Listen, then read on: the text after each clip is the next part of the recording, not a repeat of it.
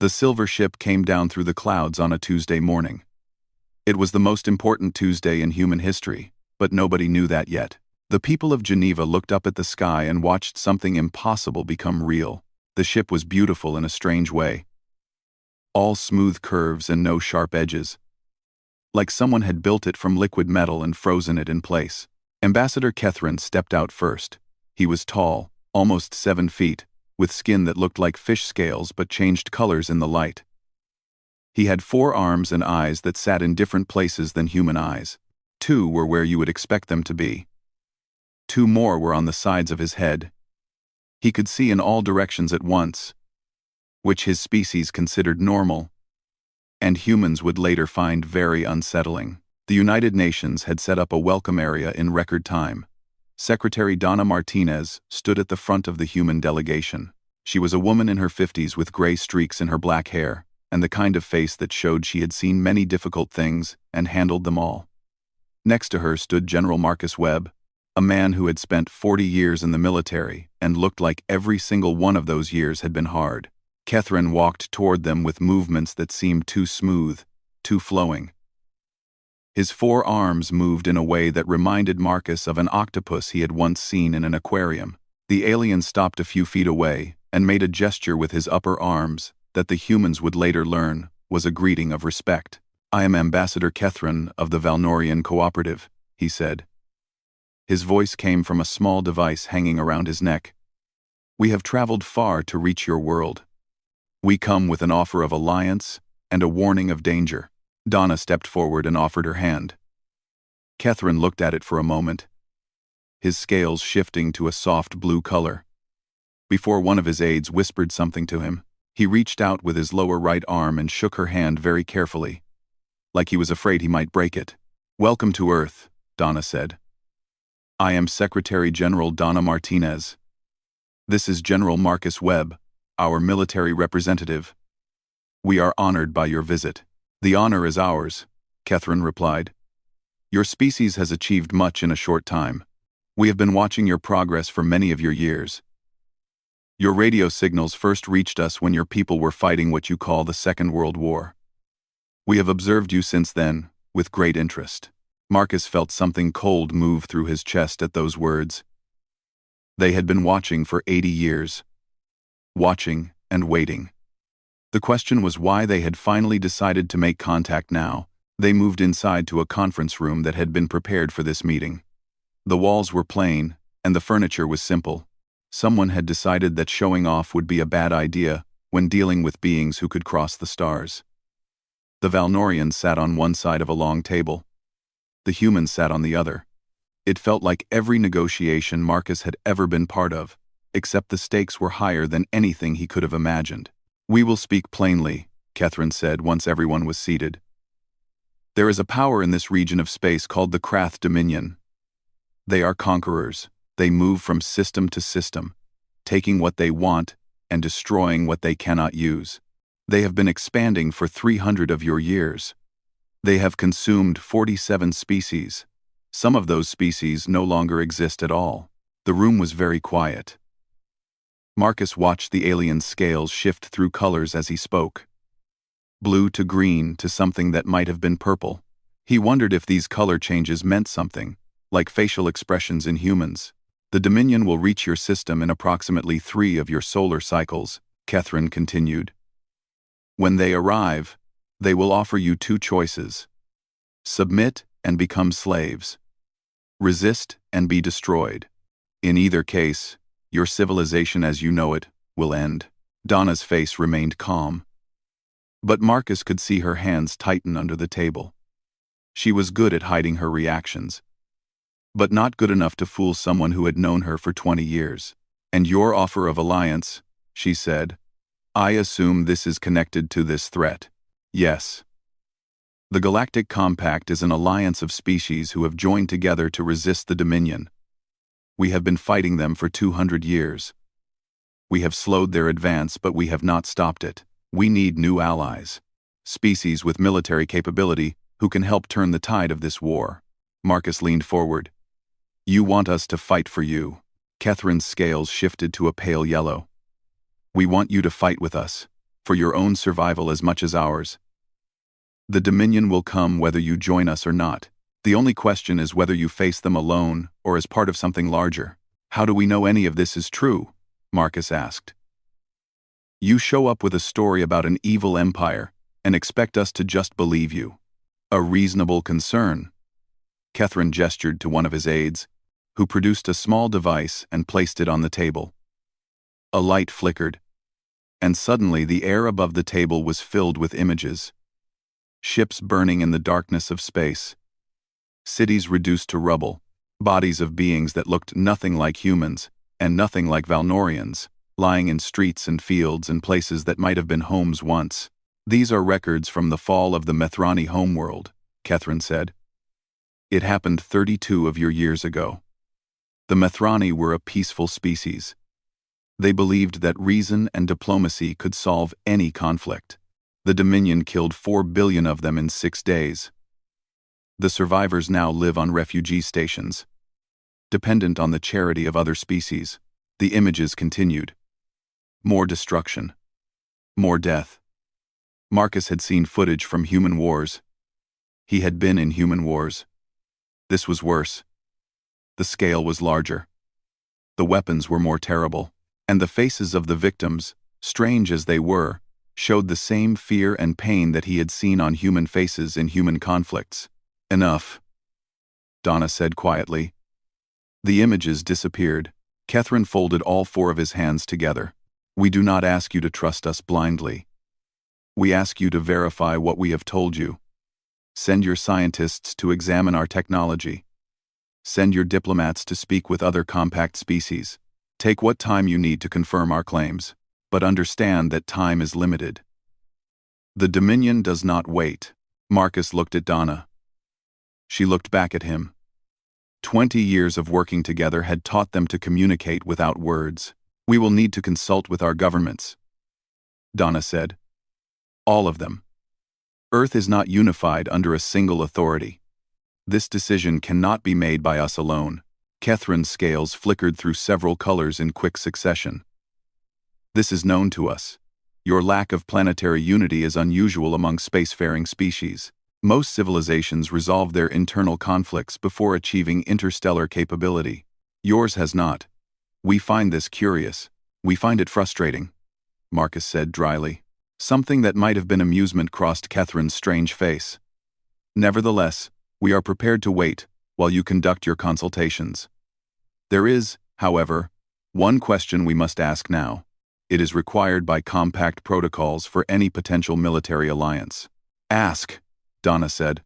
Catherine's aide produced another device, this one, displaying text and numbers that meant nothing to the humans. The compact uses standardized metrics to assess the military contribution each member species can provide.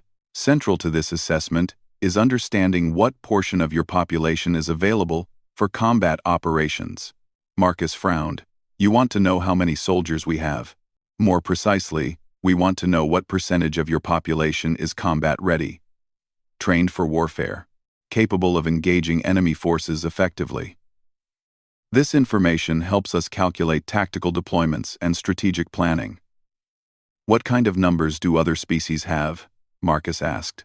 Most range between 0.3 and 1.5% of total population. The Crithani, considered the most martial species in the compact, achieved a remarkable 2.8%. Marcus looked at Donna again. This time something passed between them that was harder to read. It might have been amusement. It might have been something darker. The answer, Marcus said slowly, is yes. Catherine waited for more. When nothing came, his scales shifted to a confused pattern of mixed colors. I do not understand. Yes is not a numerical value. Perhaps the translation is failing. Could you provide a percentage or absolute number? No, Marcus said. The translation is working fine. You asked which humans are combat ready. The answer is yes. All of them. The Valnorian ambassador stared at the human general for a long moment. His scales had gone very pale, almost white. When he spoke again, his voice carried something that the translation device rendered as disbelief. That is not possible. Every species has non-combatants. Young, elderly, infirm. those unsuited for warfare. Surely humans are no different. Donna Martinez smiled. It was not a warm smile. Ambassador Catherine, I think we need to have a longer conversation about what humans are and what we are capable of. When we are finished, you may want to reconsider your metrics entirely. The first meeting ended shortly after that. The Valnorians returned to their ship to process what they had heard. The humans returned to their governments to begin the impossible task of unifying a divided world against a threat from the stars. And Marcus Webb sat alone in the empty conference room, looking at the place where those terrible images had floated in the air. He thought about all the wars he had seen, all the violence humans had done to each other over the centuries, all the capacity for destruction that lived inside every person he had ever known. The aliens thought they were recruiting soldiers. They had no idea what they were really getting. He almost felt sorry for them. Almost. The second meeting took place 3 days later in a secure military facility outside of Washington. The Valnorians had requested a more detailed explanation of what General Webb had meant by his answer. They were about to get one. Catherine brought 12 members of his delegation this time. They sat in rows of chairs facing a large screen at the front of the room. Their scales shifted nervously through shades of blue and purple as they waited. They had spent the past 3 days trying to understand humans through observation and analysis. They had failed. General Marcus Webb stood at the front of the room with a wireless control in his hand. Behind him, the screen showed a simple image of Earth, from space. Blue oceans, green and brown land, white clouds. It looked peaceful from up there. It was not peaceful at all. Before we begin, Marcus said, I need you to understand something about my species. We are not proud of everything I am about to tell you. Some of it is shameful. Some of it is horrifying. But all of it is true, and you need to know it if you want to understand what you are dealing with. Catherine made a gesture of acknowledgement. His scales had settled into a steady blue that Marcus had learned meant focused attention. Your species thinks of soldiers as specialists, Marcus began. People trained for a specific purpose. Warfare is their profession, and when wars end, they return to civilian life, or continue serving in a professional capacity. Is this correct? Yes, Catherine confirmed. Military service is a career path chosen by those with aptitude and interest. Most citizens never engage in combat of any kind. That is not how humanity works. Marcus clicked to the next image. It showed a world map covered in red dots. These are armed conflicts currently happening on Earth right now. 43 of them. Some are wars between nations. Some are civil wars within nations. Some are smaller fights between groups that nobody outside the region has ever heard of. The Valnorians shifted uncomfortably. Several scales flickered to darker colors. In all of recorded human history, there has never been a single day of total peace. Not one. We have always been fighting someone somewhere. War is not something we do occasionally. It is something we are always doing. Everywhere. All the time. This is common among developing civilizations, one of the Valnorian aides said. Most species experience periods of internal conflict before achieving unity. You will grow past this. Will we? Marcus asked. We have been civilized for 10,000 years. We have had the capability to destroy ourselves completely for almost a century. We have not grown past anything. We have simply learned to fight more efficiently. He clicked to a new image. This one showed casualty figures from human conflicts. Numbers that started in the thousands during ancient battles and grew to tens of millions during the world wars. In the last century alone, we killed over 100 million of our own kind through organized warfare. That does not count smaller conflicts, civil unrest, criminal violence, or individual acts of aggression. It only counts the big wars, the ones we bothered to name and record. Catherine's scales went very pale. This is not possible. A species cannot sustain such losses and continue to function. And yet here we are, 8 billion strong and growing. Marcus let that sink in before continuing. But organized warfare is only part of the picture. Let me tell you about the rest. The next image showed crime statistics, numbers and graphs that made the Valnorians physically lean back in their chairs. Every year, millions of humans hurt other humans through individual acts of violence. We call these crimes murder, assault, robbery. These are not soldiers or trained fighters. These are ordinary people who become violent when circumstances push them to it. A man kills his neighbor over a property dispute. A woman attacks a stranger who threatened her child. A teenager stabs another teenager over an insult. These are aberrations, Catherine insisted. Defective individuals. Every species has them. No, you are not understanding me. Marcus set down the control and stepped closer to the Valnorians. These are not aberrations.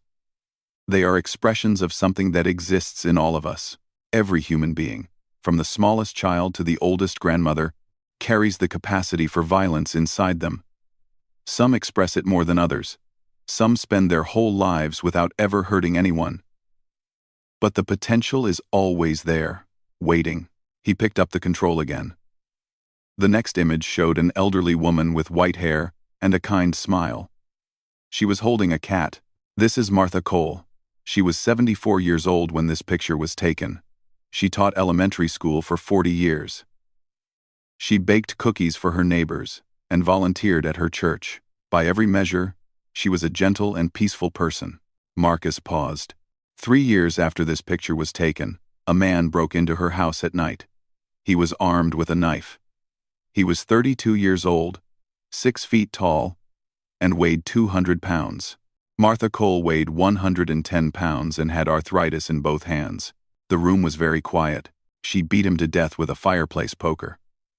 When the police arrived, she was sitting in her kitchen drinking tea. She had called them herself after making sure the intruder was no longer a threat. She was not hysterical. She was not traumatized. She told the officers that she had done what needed to be done and asked if they wanted cookies.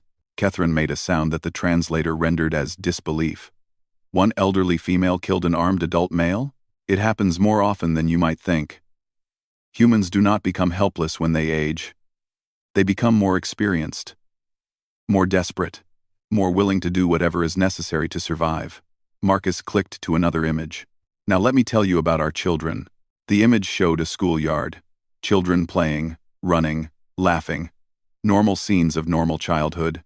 You would classify these as non-combatants, protected individuals, harmless. Marcus shook his head slowly. On Earth, we begin teaching our children to fight before they can speak clearly. We call it play. Wrestling with siblings, rough games in the yard, competitive sports that reward aggression. By the time a human child reaches 10 years of age, they have almost certainly engaged in physical violence against another child, and learned both how to deliver pain and how to receive it. You train your children for combat? We train them for life.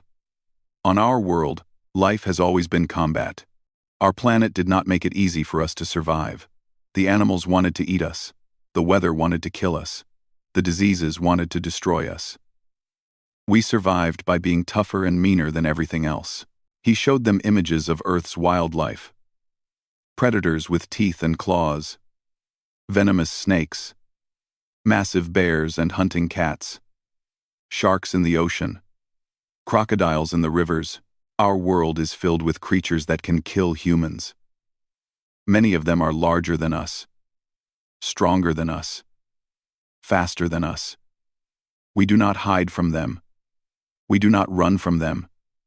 We kill them. We have hunted species to extinction. We have wiped out entire categories of predators simply because they were inconvenient. With your technology, surely this is not difficult. We started doing it before we had technology. When we were still living in caves and our best weapons were pointed sticks and rocks. Marcus let his voice harden. We looked at animals that could tear us apart with their claws and we decided they were food. We built traps and hunting parties and organized ourselves into groups specifically designed to kill things bigger and more dangerous than us. And we won.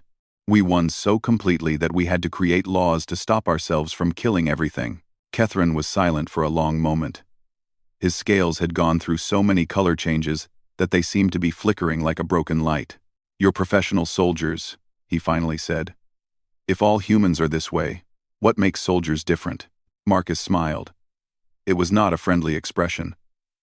Our soldiers are the ones we trust to be violent on command, the ones who have proven they can control themselves, follow orders, and direct their aggression where we tell them to.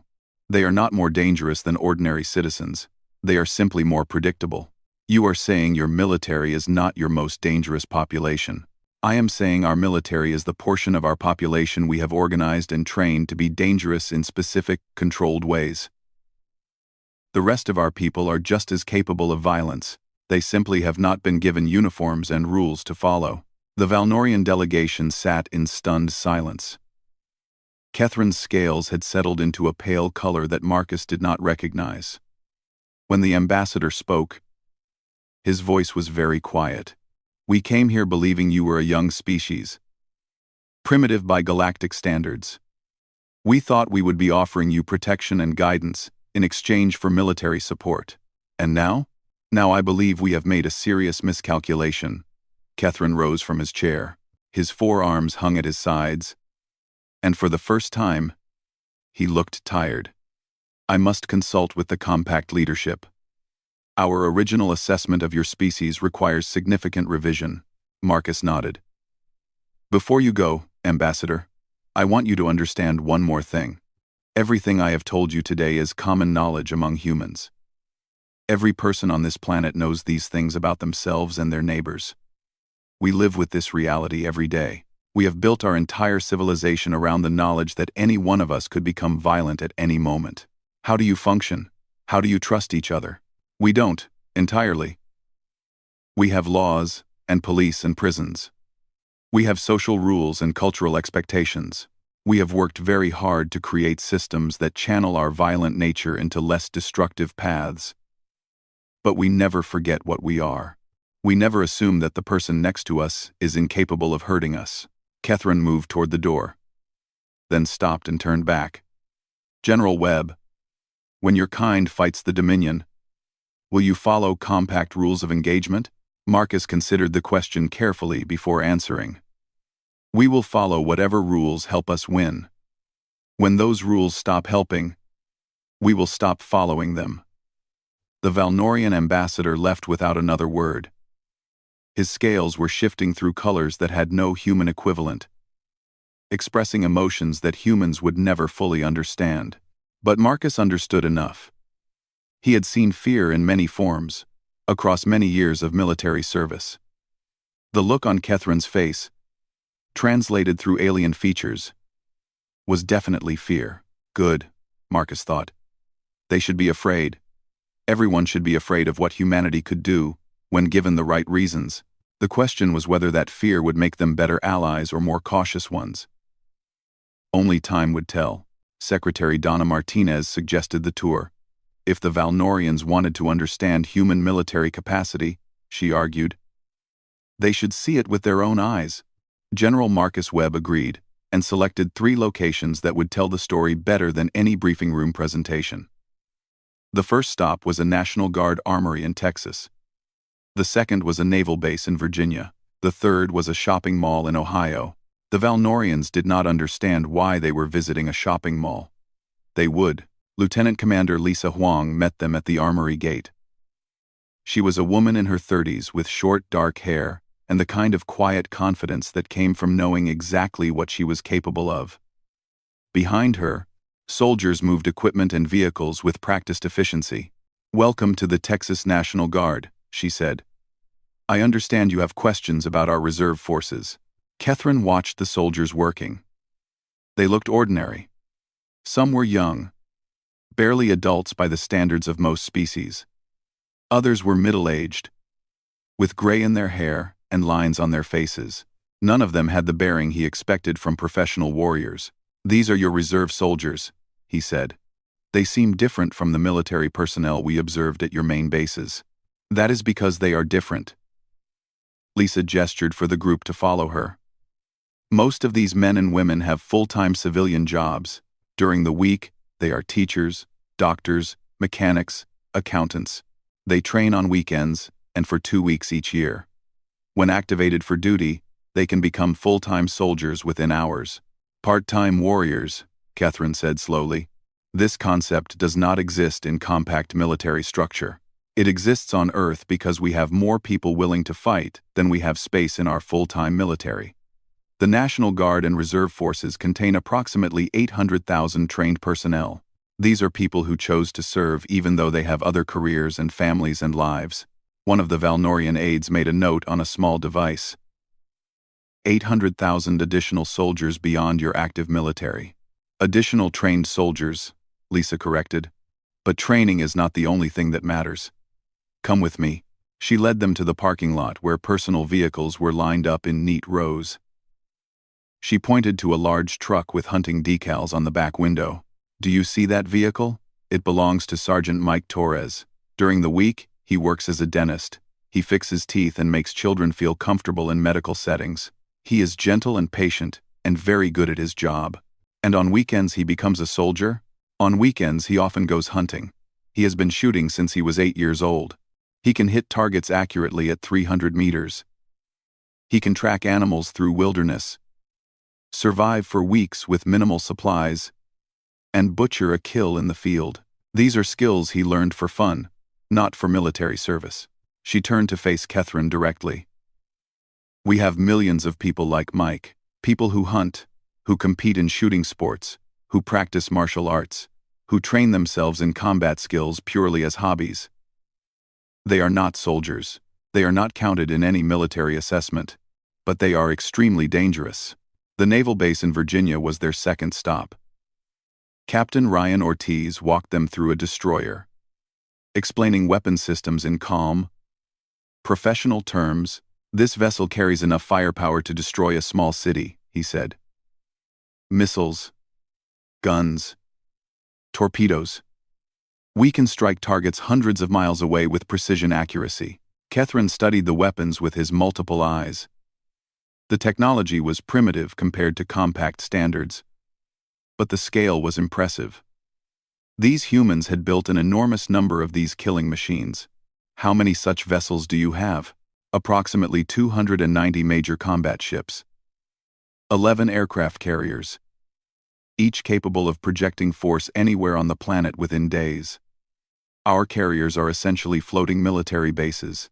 They can operate for months without returning to port. And your submarines? One of the Valnorian aides asked. Ryan smiled slightly. Our submarines are special. They carry nuclear weapons, fusion warheads capable of destroying entire cities in a single strike. The word nuclear seemed to register with the Valnorians. Catherine's scales flickered through several colors rapidly. You use atomic reactions for warfare. We developed atomic weapons 80 years ago. We used them twice in actual combat, against 2 cities in a nation called Japan. Since then, we have built thousands more, and never used them. We simply keep them ready, pointed at each other, in case we ever need to destroy ourselves. Why would you need weapons to destroy yourselves? We don't. That's the point. Ryan leaned against a railing and looked out at the water. During something we called the Cold War, 2 groups of nations built enough nuclear weapons to end all human life on Earth. Not once, but several times over. We lived for decades with the knowledge that at any moment, a decision by a few leaders could end everything. And you continued to build more weapons. We continued to build more weapons. Because the only thing that kept either side from using them was the knowledge that the other side could respond in kind. We call it mutually assured destruction. Peace, through the promise of total annihilation. The Valnorian delegation needed a break after that. Several of them had physical reactions to the stress of what they were learning. Their scales turned colors that indicated deep disturbance. Medical attention was required for 2 of them. The shopping mall was their final stop. It was located in Columbus, Ohio, and looked completely ordinary. Families walked together carrying bags. Teenagers gathered in groups near the food court. Elderly couples sat on benches watching people pass by. Why are we here? Catherine asked. General Webb had been quiet for most of the tour. Now he spoke. Look around. Tell me what you see. Civilians. Non-combatants. The segment of your population that would be evacuated during a conflict. Look more carefully. Marcus pointed to a man in a leather jacket walking near the entrance. See the outline under his arm? He is carrying a concealed firearm. So is that woman pushing the stroller. The elderly man by the fountain has a knife in his boot. That teenage girl has pepper spray in her purse. Catherine's scales went very pale. They are armed? In a place of commerce? This is America, Ambassador. In this country alone, civilians own approximately 400 million firearms. That is more guns than people. Worldwide, the number is over 1 billion. Marcus paused to let that number sink in. These are not military weapons in military hands. These are personal weapons owned by ordinary citizens who choose to be armed. For what purpose? Protection. Recreation. Because they can. The reasons vary, but the result is the same. Everywhere you look on this planet, you are surrounded by armed humans who are capable of killing if they decide it is necessary. But surely your laws restrict this. Some places have more restrictions than others. But even in the most restricted areas, people find ways to arm themselves. They build weapons in their homes. They modify legal items into lethal ones. They train in combat techniques that require no weapons at all. Marcus gestured at the peaceful scene around them. Every person you see here is a potential threat. Every single one of them could become violent if given sufficient reason. Catherine watched a young mother walk past with 2 small children. The children were laughing about something. The mother smiled down at them. It was a scene of complete innocence. Even her? Especially her. That woman would kill anyone who threatened her children. She would do it without hesitation, without mercy, and without regret. She would use any weapon available, including her own hands if necessary. And when it was over, she would comfort her children and continue with her day. The alien ambassador stood in silence for a long time. His understanding of humanity was being rebuilt from the ground up, and the new structure was far more frightening than the old one. Your dominion has conquered 47 species, Marcus said quietly. In each conquest, how many civilians resisted with lethal force? Very few. Civilian populations typically surrender once military defeat is certain. Resistance is limited to organized military units. Then they have never faced anything like us. Marcus turned to look directly at Catherine. On Earth, military defeat is not the end of a war. It is the beginning of something worse. When our armies fall, our civilians pick up weapons and continue fighting. When adults die, children take their places. Every city becomes a fortress. Every building becomes an ambush site. Every survivor becomes a soldier. How long can such resistance continue? Forever, until the enemy kills every last one of us or gives up and leaves. There was no pride in Marcus's voice, just simple statement of fact. We have a saying on Earth. You cannot conquer a people who refuse to be conquered. The Dominion may be able to take our planet. They will never be able to hold it. We will make them pay for every inch of ground in blood until they either destroy us completely or decide we are not worth the cost. Catherine looked around the mall one more time. The ordinary scene now looked different to him. Every smiling face hid a potential killer. Every casual gesture could become an attack. Every peaceful moment was just a pause before violence. I must contact the compact immediately, he said. Our assessment requires significant revision. I thought it might, Marcus replied. They left the mall in silence. The shoppers continued their peaceful activities, unaware that they had just been presented as evidence of humanity's terrifying potential. They did not need to know. They already knew what they were capable of. They had always known. That was exactly what made them so dangerous. The negotiations lasted 3 weeks. Ambassador Catherine had arrived on Earth, expecting to offer humanity a minor role in the Galactic Compact. Perhaps auxiliary forces. Supply chain support. The kind of limited participation that new species typically received. Instead, he found himself arguing desperately with the Council of 12 for terms that would protect his own people from their new allies. You must understand the situation, he said through the quantum communication link that connected him to Compact Leadership 17, light years away. Humans are not what we expected. They are not what anyone expected.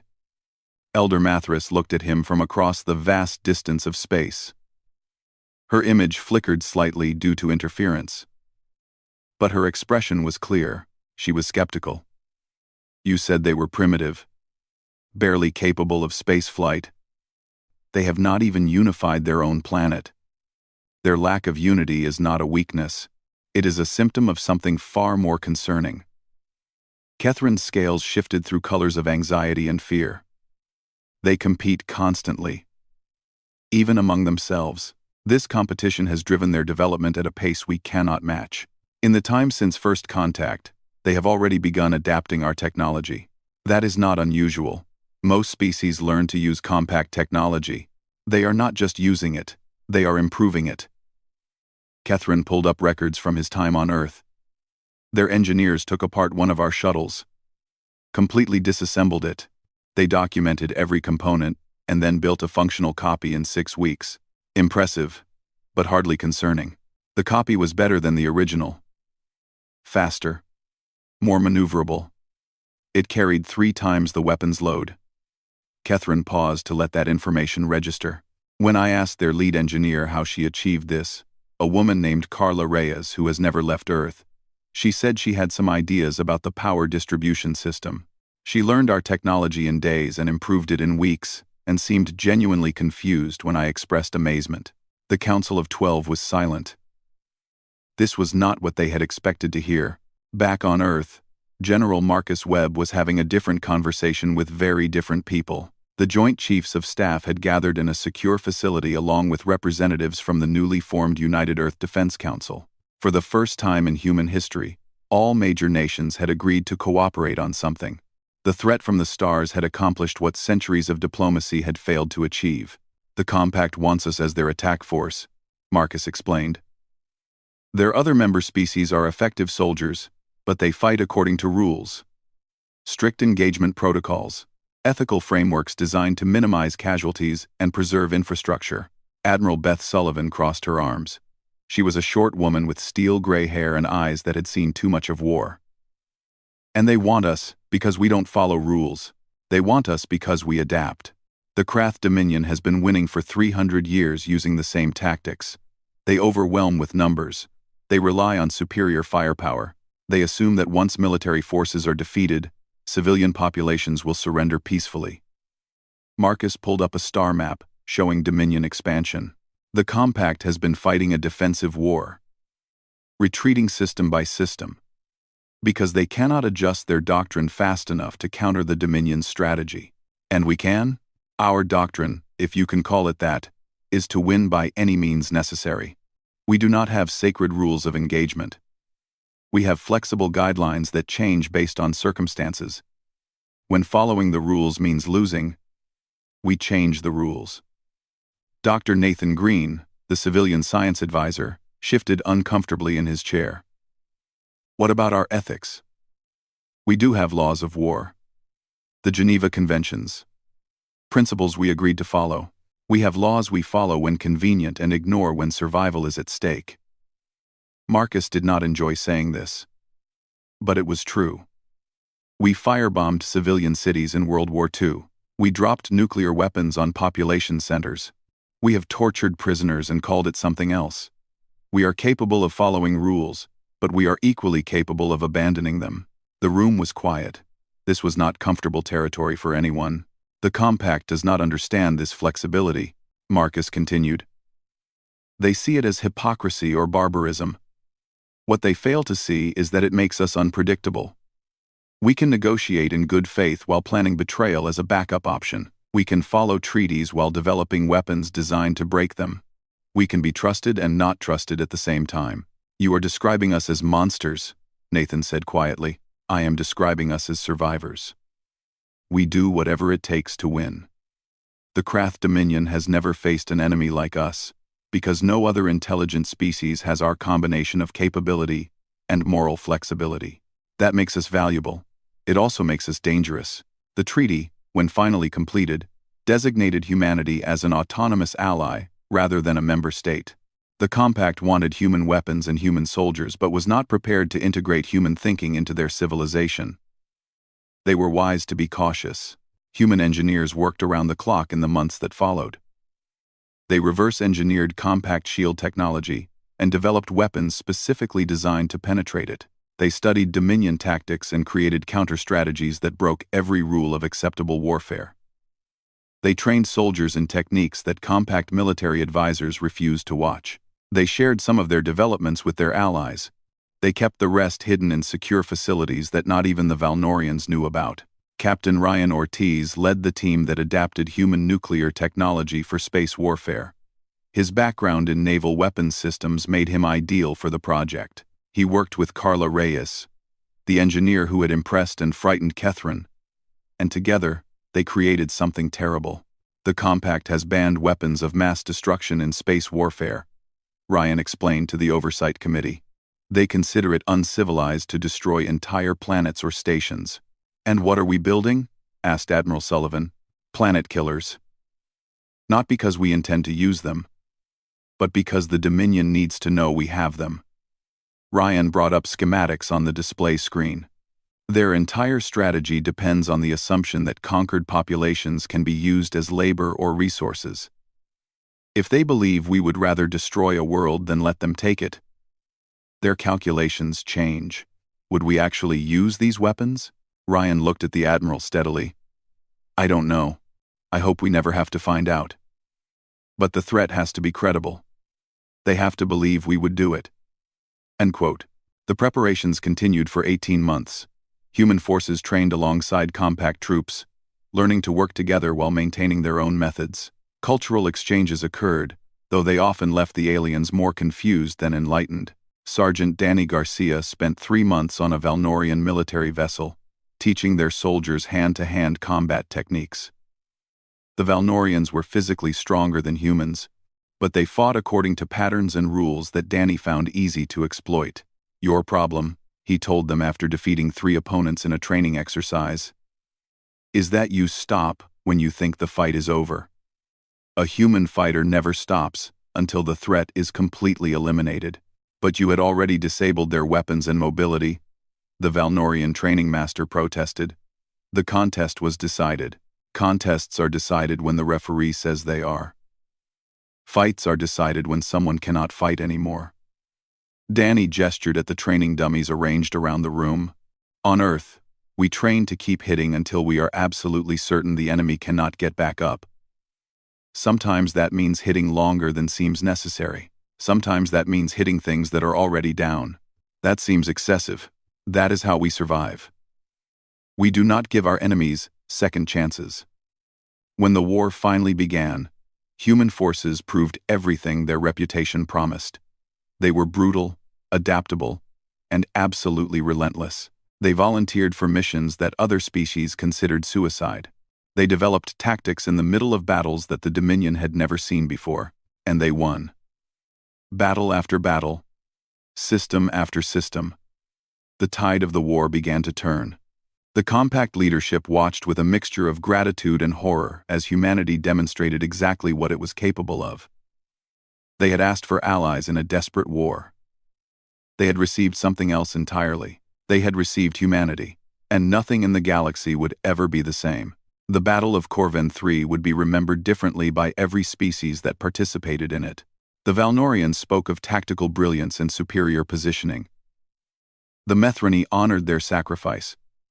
The cruisers that held the line while evacuation ships escaped. The official compact history praised cooperation between species, a unified front against tyranny. The humans told a different story. Major Danny Garcia led 40 Marines behind enemy lines 12 hours before the main battle began. Their mission was straightforward on paper. Disrupt Dominion communications, destroy command infrastructure, create chaos that would give the Allied fleet an advantage. What made the mission complicated was the target. The communications hub was located beneath a civilian education center in a city of 3 million Krath citizens. Compact rules of engagement strictly prohibited military action in populated areas. Human rules were more flexible. We all understand what we are doing here, Danny said to his team through encrypted communications. The hub controls their orbital defense grid. If we take it out, our fleet wins. If we don't, a lot of our people die in space. Sergeant Megan Trent checked her weapon. She was 26 years old and had been in the military since she was 18. She had killed before in combat. She had never killed children. What about the school? What? The Krath put their military facility under a school. That was their choice, not ours. Danny's voice was flat. He had made peace with this decision hours ago. We complete the mission. That is all that matters. They moved through the city like ghosts. The Krath had conquered dozens of worlds, but they had never developed effective methods for dealing with infiltration.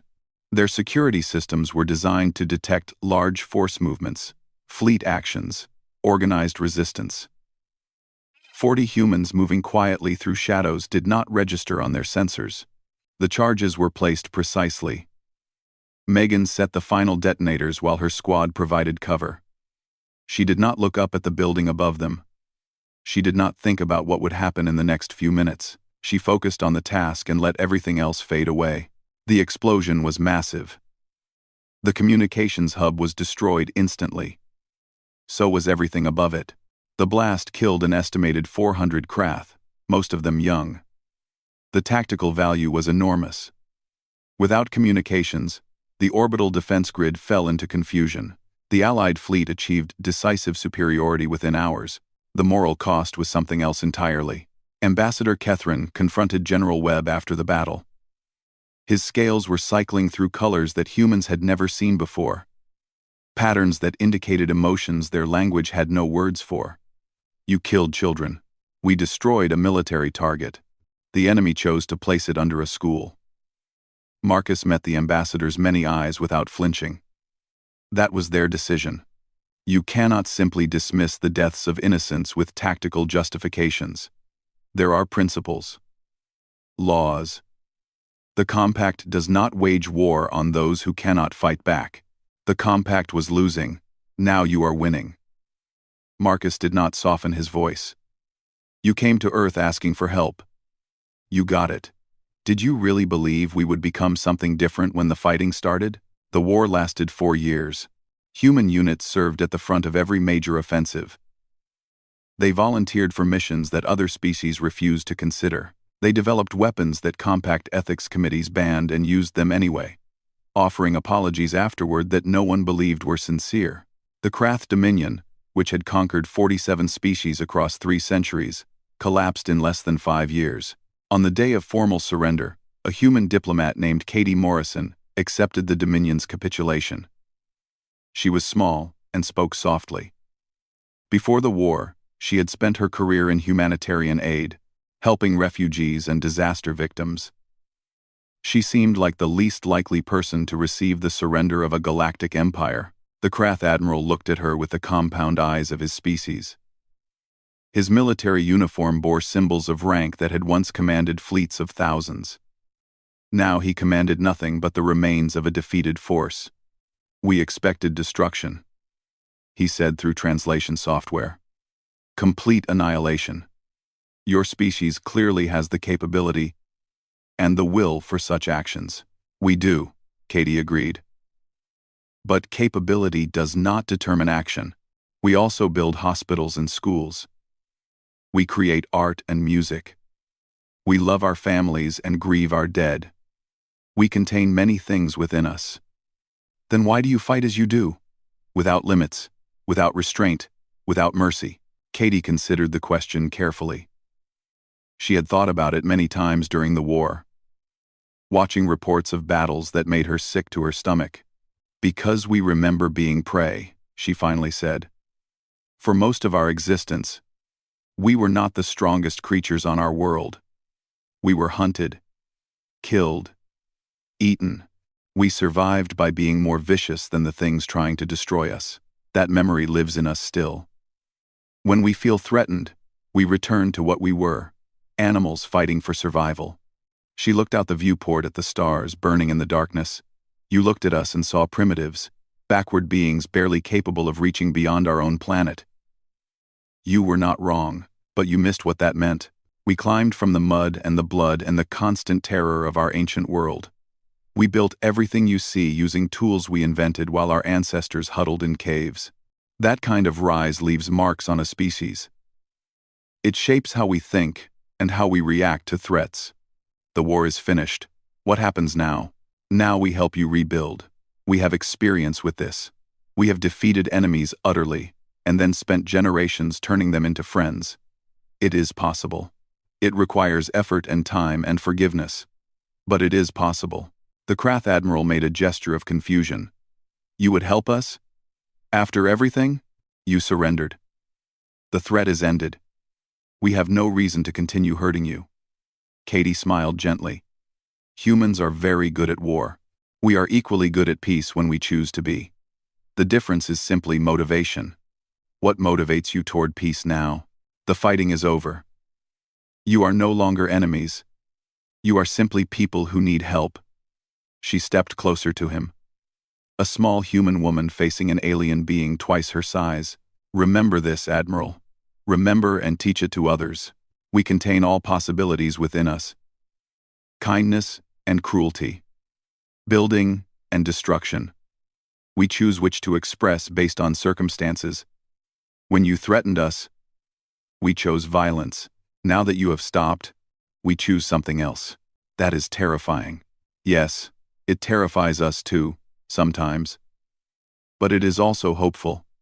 Because if we can hold the capacity for such destruction and still reach for something better, then perhaps there is hope for everyone.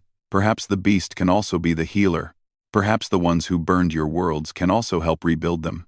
The Krath Admiral lowered his head in a gesture his species had never shown to a conquered enemy. But then, his species had never been conquered before. In the decades that followed, humanity spread across the galaxy. They joined the compact properly, eventually, though they always maintained their independence. They were respected and feared in equal measure. Allies everyone wanted, and enemies no one could afford to have. And whenever a new species was discovered, whenever first contact occurred on some distant world, the same question was eventually asked. Which of your people are warriors? What percentage of your population fights? The humans who heard this question always smiled in a way that made the questioners uncomfortable. Then they gave the same answer that General Marcus Webb had given on that first day in Geneva. Yes, the answer is yes. All of us. Every single one. The questioners usually needed time to understand what that meant. When they finally did, they looked at humanity differently. They saw the smiles and the kindness and the helping hands. They also saw what lay beneath. They saw the thing that had crawled out of the darkness of a hostile world and conquered everything in its path. The thing that built civilizations and tore them down. The thing that loved and hated and created and destroyed with equal passion. They saw humanity. And they understood that nothing in the galaxy would ever be quite the same again.